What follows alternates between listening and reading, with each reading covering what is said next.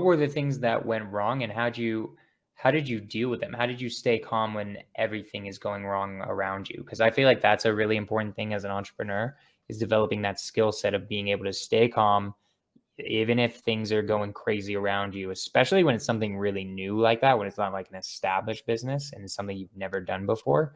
How did you keep your cool? And if you have tips in general of how to keep your cool when like the tornado is around you, like that always happens in entrepreneurship. Yeah, I mean, there were so many things that went wrong, but I think that after like not being able to like get contractors to show up or, not being able to get specific materials and whatnot, like just kind of like pivoting and, figuring out a solution. Like I feel like there's a solution to everything. You just kind of gotta really like do some critical thinking to try and figure it out. So in my case, like I didn't want to do the work, but there were some things that like I couldn't find contractors to do it. So I had to do a fair bit of the work myself and just kind of had to get creative with things on the flip. And yeah, I mean, there were some definitely some That's times crazy. where I was pretty upset and very frustrated, but just figured it out. That's crazy that you had stuff that you had to do yourself. Like, have you ever done any contracting work before that? You like have any background in that? Not really. I had like painted some cabinets in the house that I was living in at the time Right. and like painted walls, but like beyond that, Completely no, different. like I had no idea. Yeah, I get that. That's awesome though. That's like a really cool story. I like how the fact that you, even if like you couldn't find a contractor to do it, you're like, all right, screw. Like, what did you do? Did you look up a YouTube video? What was the stuff that you couldn't find a contractor to do? Yeah, I mean, it was like electrical work was like a big part of it. Like I couldn't find an electrician that wasn't like, 12 weeks out. So I had to like replace light fixtures. I had to replace like light switches. Like I didn't know how to do any of that stuff. So I just went to YouTube and figured it out. Luckily I didn't get electrocuted, made sure I turned off all the breakers, but yeah, I figured it out. That's amazing. Definitely a funny story. I like that a lot.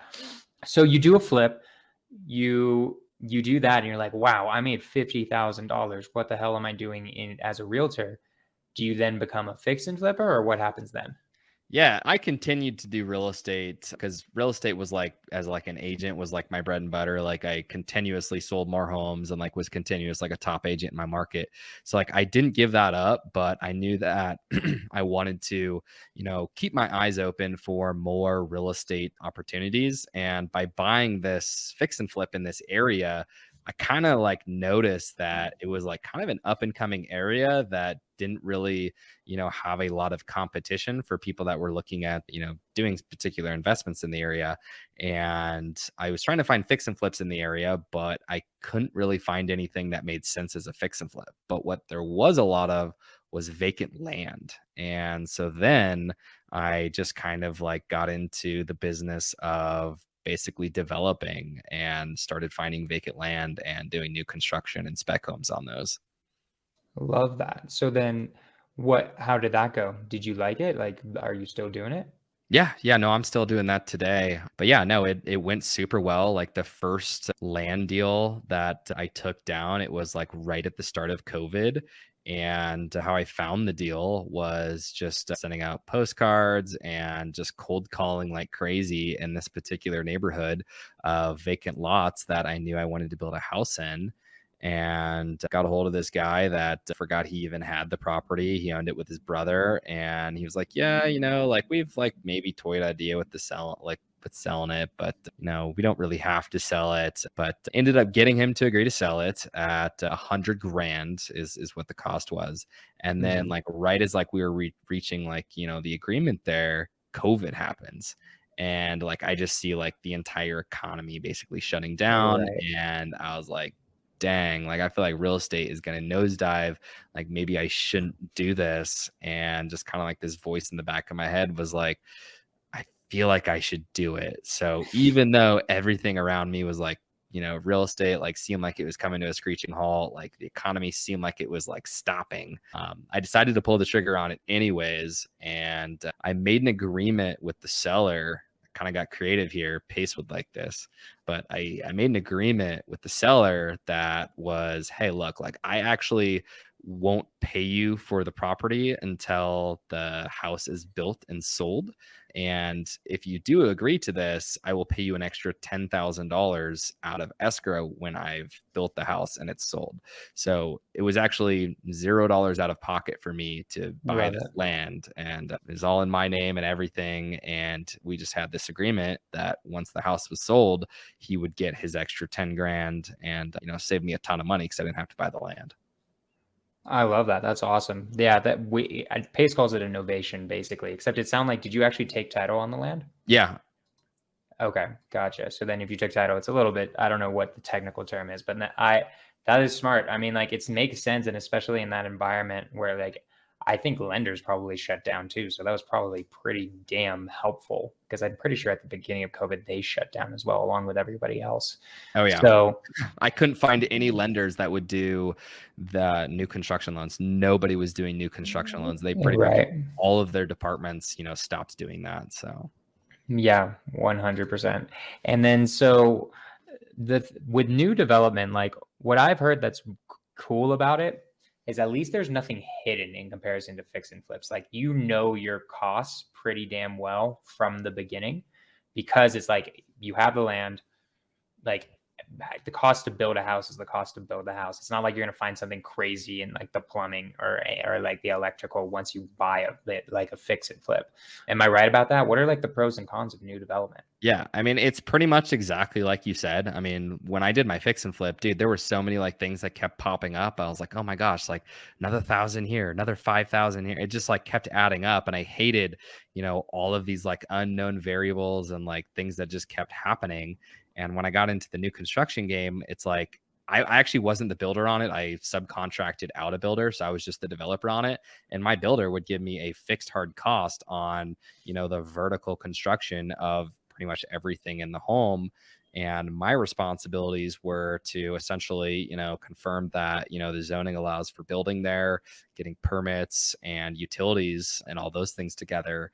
But other than that, I just would hand off the responsibility to the builder, and I pretty much didn't really have to do much more than that. But like your unknown costs with doing development is your excavation costs. So depending on like where you live, it could be pretty expensive to do excavation. Like in my area, we've got some like really solid like bedrock and lava rock. And if the excavator's got to like hammer that rock out, it can like get super expensive. And sometimes it's hard to know in advance if you're going to have that or not until they actually like get in there. So like that's like your only kind of like big unknown variable. But yeah, man, like to me, I think it's easier than doing fix and flips. Interesting. I like it. So then like knowing what you know all now about real estate, like what do you recommend to people to start with, right? Like when they're just starting out in real estate, like what do you recommend them to start with, right? Like I mainly wholesale. I've done a few fix and flips and I own a few properties, but definitely my bread and butter is wholesaling. I feel like that's a very classic move for people because you don't nearly have as much risk. But you obviously jumped straight into fix and flipping and developing. What do you usually say to people? Like, I'm curious, like, what do you recommend them to start with? Yeah, I mean, nowadays, like didn't even know what like wholesaling was like when I was doing like my first fix and flip and like development. But yeah, nowadays, I mean, I feel like wholesaling has a very low barrier to entry. So that's a great opportunity for people. House hacking is another great opportunity. Rental arbitrage with Airbnb seems great too. But I mean, in Pace's community with doing sub two, I mean, that Yeah. seems like a pretty much like really, great route to go too. Being able to, get in there and get these properties for, pretty low money down, if any, and being able to own the assets, I think is where the money's at. Like, wholesaling is like, I guess, good quick money. Same with rental arbitrage, but I think the end goal should be to own the assets.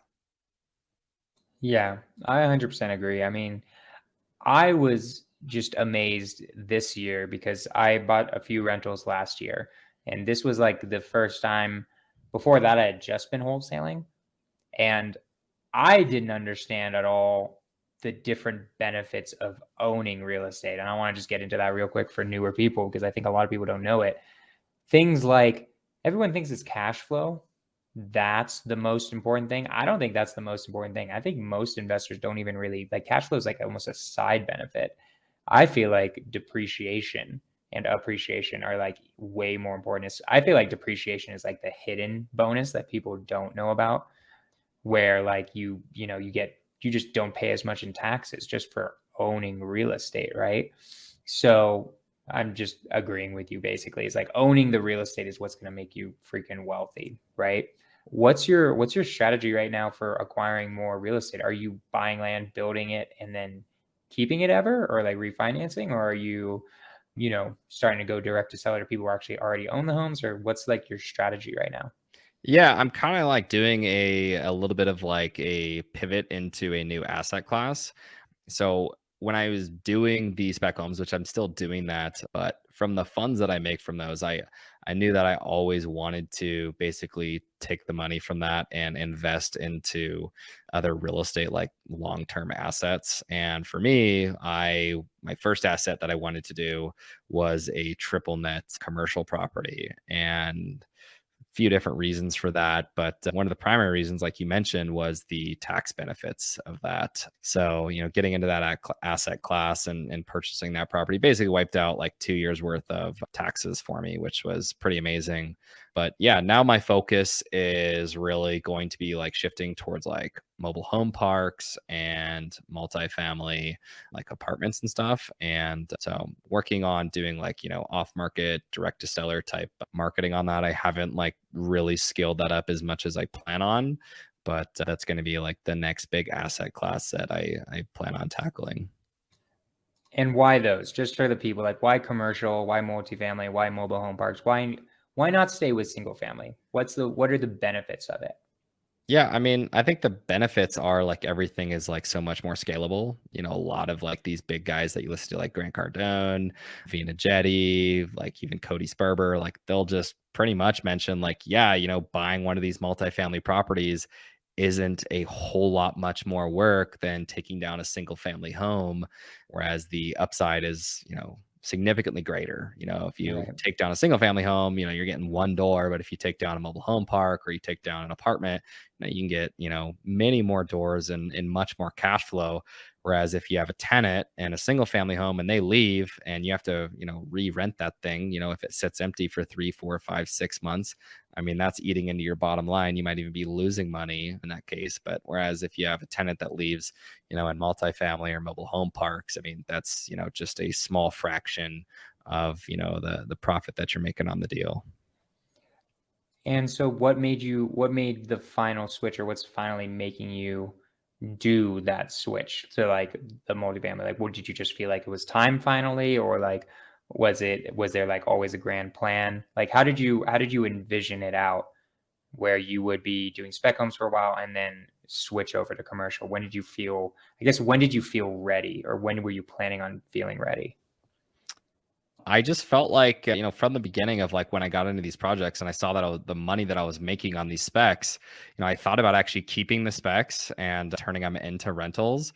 But in that particular market, I'm in the Pacific Northwest in Oregon, particularly Bend. And like our market just does not cash flow very well. Like our homes, like our median home Yeah. is like nearly $700,000 and our rents are maybe 2,500 to 3,000. So like it just doesn't cash flow in the market. And even as like a short-term rental, they still like don't hardly cash flow. So I knew that I wanted to kind of reinvest that into, a higher cash flowing asset. And kind of like the first deal that I wanted to tackle was a triple net deal, because I mean, for those that don't know, triple net real estate is essentially you're the landlord and the tenant pays for the taxes, the maintenance, the repairs, basically anything on the property that the tenant takes care of. And it's almost like mailbox money. You don't really have a whole lot of responsibilities as a landlord. And that was really attractive to me for my first commercial deal. So I could continue to focus on, growing, other parts of my business. And so, yeah. And then, from there, I knew that I eventually wanted to get into large multifamily and mobile home parks due to the ability to do value add. And the value add is, where you can make substantial money in that asset class. I love it so much. So then, like, I just want to get into the the idea of how you get over to the next levels. Like do you feel like it was gradual, or do you feel like it was like how do you prepare? Because there's so many people watching right now who haven't even done a deal, right? Like right now, a lot of the people who are watching have done 0 deals, no real estate agent deals, no wholesale deals, no fix and flip deals, none of that stuff. And like, what is it, just like little by little exposure to bigger and bigger and bigger projects? Or is there like, how do you eventually get starting from 0, getting over the fear of being like, am I good enough to do a commercial deal that's millions of dollars, or good enough to do a multifamily deal that's worth tens of millions of dollars? Like, how did you get over that nagging feeling that you were talking about at the beginning? Yeah, I think that just doing it, just kind of like when I got started with my social media, was just diving into it and just doing it. I mean, yeah, I was scared as hell, man, taking down my first commercial project. I mean, it's $4.5 million, and I was terrified. It's like, man, if this thing goes sideways, like I could really be in trouble. But I just had to, focus on the positives, made sure that I felt good about the deal, and just kind of dove right in. Like I actually had never owned a single family rental or any other sort of rental before my first, property that I purchased, which was the commercial property. So I just kind of, wanted to sidestep, the smaller stuff and just go, big to start with. I love that. What made you want to go big to start with? I just feel like the upside and the time was, worth it to me to just kind of dive, into something that was larger rather than spending the time to build up a, portfolio of single family homes and, only making like 200-300 bucks a month if you're lucky cash flow. I had looked at, potentially, picking up some, homes in the Midwest where, they're 100 grand and they rent for 1,200 bucks. But by the time I get, 10, 20, 30, 40, 50 of those, it's a large portfolio that, probably isn't going to cash flow amazingly. And it's going to be a lot of headaches, a lot of repairs, and just a lot to deal with for limited upside. And I just kind of wanted to dive into bigger things. I love it. So then, do you have partners? Is that how, like, what part of that commercial deal were you a part of? Because I had Vina Jetty on here. She told me that there's like 3 basic parts to at least multifamily. I'm assuming it's similar with commercial. The person who brings the money, the person who finds the deal, and the person who operates it. I'm just curious, like, out of those 3, which one are you? Are you all 3, or do you have any partners? Yeah, I have no partners in this deal. This deal was all me. So, I mean, I'm probably a little unique in that regard that I took this deal down all on my own. But that's kind of Mhm. like why I want to do the syndication model, because you can take down substantially more properties than just what you're capable of doing on your own. So, yeah, I think Vina's crushing it in this space. And I think a lot of people can learn from her and what she's doing there. So, but yeah. Yeah, I got it. That makes sense. That makes a lot of sense. So, in terms of like, so you're gonna do a bunch of commercial now, and that's really cool. I knew about triple net leases. I didn't know that, for some reason in my brain, I didn't know that like the tenant does all of the repairs. That's pretty damn cool in a lot of ways. Like, how did you learn about commercial properties? Like, was it just YouTube videos? Do you have any mentors or anything like that? Yeah, I mean, my dad, he owns some triple net real estate, so I learned a little bit from Mhm. him in that regard. And he would always just tell me his commercial properties are way better than his single family homes. Like he's got this, one commercial property that he's owned for 8 years, and he hasn't heard from the tenant in 8 years, and he hasn't been to the property in 8 years, but he just collects his check every month, and he's totally happy with that. And I hear from so many people that have all these rentals where it's just kind of like, a stressor for them if they've got these single families. So that was kind of like some inspiration. And then listening to tons of podcasts, listening to the best ever real estate podcast, Bigger Pockets, and YouTube, and just trying to learn as much as I could, about, this asset class. And then just kind of, decided to proceed forward with it. I love it. I love it so much. So, my man, I don't want to keep up too much of your time because we're heading to the end of the hour. There's one question I love asking everyone at the end of the interview of Scorch the Fears, because I think it's one of the most important questions to ask, especially so that newer people can hear it, which is like, if you, Cody, could go back in time to when you started, do I want to do real estate investing? I'll do becoming a realtor and real estate investing. If you could go, let's go back in time to when you started being a realtor. What would you say to yourself then, knowing everything that you know now? And then also tell me when what you would say to yourself when you're just starting real estate investing. Yeah, I think the answer is pretty similar for both. But as a realtor, I wish that I would have got into real estate investing sooner.